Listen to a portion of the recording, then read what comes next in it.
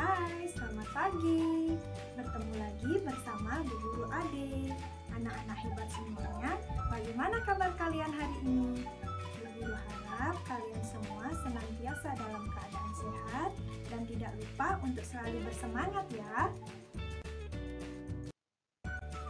Pagi hari ini, Bu Guru akan menyampaikan materi pelajaran tema 1, subtema 1, muatan pembelajaran bahasa Indonesia tentang ide pokok dan kesimpulan teks laporan. Namun, sebelum kita mulai, marilah kita awali pembelajaran di pagi hari ini dengan pembacaan doa terlebih dahulu, agar kita semua senantiasa diberikan kesehatan dan juga kemudahan untuk memahami materi pembelajaran yang akan Bu Guru jelaskan di pagi hari ini. Anak-anak, adapun tujuan pembelajaran kita pagi ini adalah yang pertama, siswa dapat memahami tentang teks laporan. Kemudian yang kedua, siswa dapat menentukan ide pokok dari teks laporan. Lalu yang ketiga, siswa dapat menentukan kesimpulan dari teks laporan. Nah, anak-anak, siapa yang tahu apa yang dimaksud dengan teks laporan? Teks laporan adalah teks yang berisi laporan hasil pengamatan atau penelitian yang telah dilakukan. Adapun tujuan dari teks laporan yaitu memberikan informasi kepada orang lain atau pembaca. Adapun jenis-jenis dari teks laporan, yang pertama, teks laporan hasil observasi atau pengamatan. Yang kedua, teks laporan perjalanan. Yang ketiga, teks laporan kegiatan. Dan yang keempat, teks laporan peristiwa atau kejadian. Nah, kali ini kita akan belajar mengenai teks laporan hasil pengamatan. Teks laporan hasil pengamatan itu adalah teks yang memberikan informasi secara umum tentang sesuatu berdasarkan fakta dari hasil pengamatan secara langsung. Jadi, teks laporan ini biasanya memiliki lebih dari satu paragraf, dan dari setiap paragraf itu kita dapat menentukan masing-masing ide pokoknya.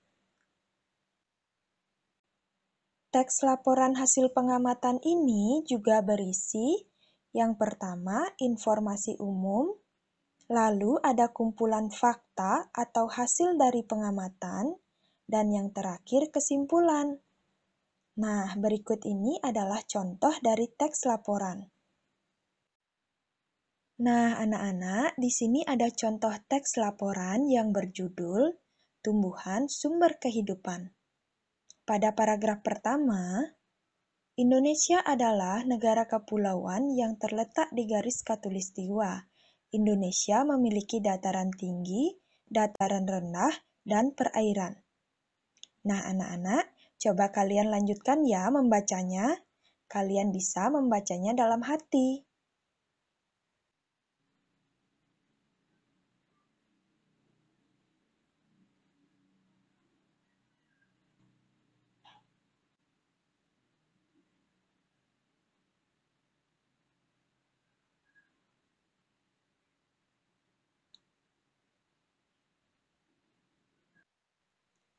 Nah, anak-anak, selanjutnya kita akan belajar menentukan ide pokok.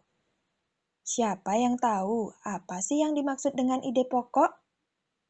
Ide pokok adalah gagasan utama atau masalah pokok yang dibahas dalam suatu paragraf.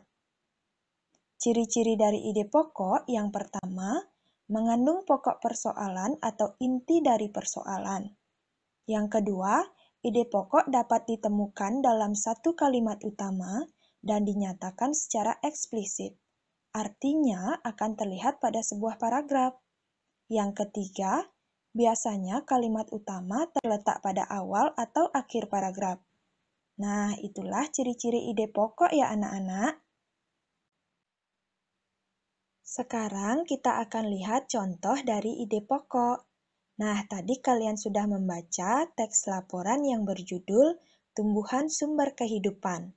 Pada paragraf pertama, Indonesia adalah negara kepulauan yang terletak di garis khatulistiwa. Indonesia memiliki dataran tinggi, dataran rendah, dan perairan. Nah, itu adalah kalimat utama.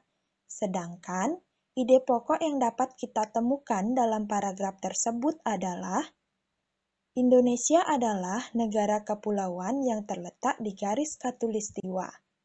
Jadi, untuk menemukan ide pokok mudah sekali ya. Nah, berikutnya kita akan belajar menentukan kesimpulan. Kesimpulan adalah ikhtisar atau pendapat akhir dari suatu teks. Jadi, kesimpulan itu dibuat dengan bahasa yang singkat, padat, dan jelas. Untuk menentukan kesimpulan, ada beberapa langkah-langkah yang harus kalian lakukan. Yang pertama, membaca teks secara keseluruhan. Yang kedua, temukan informasi penting yang terdapat di dalam teks. Dan yang ketiga, kalian hubungkan semua informasi yang kamu peroleh itu menjadi suatu pernyataan akhir. Nah, sekarang coba kalian baca kembali teks berikut ini ya. Teks laporan yang berjudul Tumbuhan Sumber Kehidupan.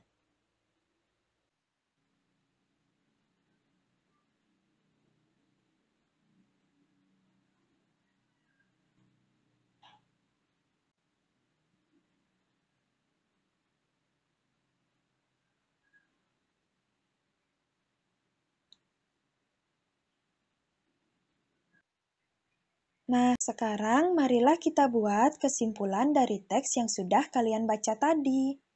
Informasi dari teks. Yang pertama, Indonesia adalah negara kepulauan yang terletak di garis khatulistiwa. Yang kedua, dataran rendah adalah daratan yang memiliki ketinggian 0 sampai 200 meter di atas permukaan laut. Yang ketiga, wilayah pantai termasuk dataran rendah. Yang keempat, dataran tinggi adalah daratan luas dengan ketinggian lebih dari 200 meter di atas permukaan laut. Nah, itulah informasi penting yang kita dapat dari teks yang sudah kita baca tadi. Nah, dari informasi penting tadi, kita bisa membuat kesimpulannya. Indonesia adalah negara kepulauan yang terletak di garis khatulistiwa. Indonesia juga memiliki dataran tinggi, dataran rendah, dan juga perairan. Itulah tadi kesimpulan dari teks yang sudah kita baca bersama anak-anak. Nah, bagaimana? Anak-anak sudah mengerti apa itu ide pokok dan kesimpulan dari teks laporan? Tentunya sudah ya. Ya, bagus sekali anak-anak. Nah, anak-anak, pembelajaran hari ini sudah selesai. Sampai bertemu di pembelajaran berikutnya.